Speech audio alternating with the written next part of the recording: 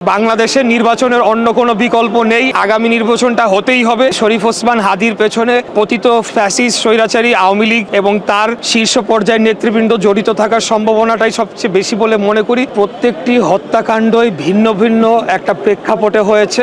আমরা প্রত্যেকটি হত্যাকাণ্ড আমি অন্তত আমার দৃষ্টিকোণ থেকে মনে করি একটা ভিন্ন উদ্দেশ্য থাকতে পারে বলে প্রতীয়মান হচ্ছে।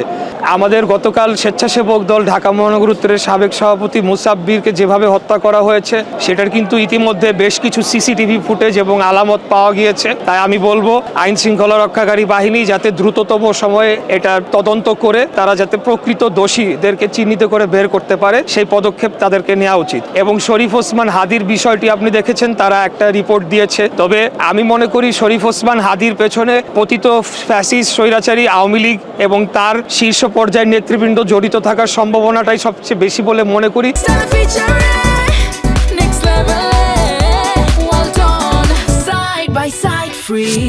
কারণ বিভিন্ন অডিও রেকর্ডের মাধ্যমে আপনারা দেখেছেন সেখানকার পলাতক নেত্রী তিনি কিন্তু এখানে আমাদের ভাইদেরকে হত্যা করার জন্য যারা গণ অভ্যুত্থানে বিশেষ করে ভূমিকা রেখেছে তাদেরকে হত্যা করার নির্দেশ দিচ্ছেন। নির্বাচন বানচাল করার বিষয়টা তো প্রতীয়মান বিদ্যমান। এখানে যারা বাদ পড়ে যাবে রাজনৈতিকভাবে, যারা এখন তাদের অংশগ্রহণ করার কোনো সুযোগ নাই, যাদেরকে জনগণ ঘৃণাভরে প্রত্যাখ্যান করেছে, তারা চাইবেই যে নির্বাচনটা যাতে সুষ্ঠুভাবে সম্পন্ন না হোক, এটা তাদের মোটিভ।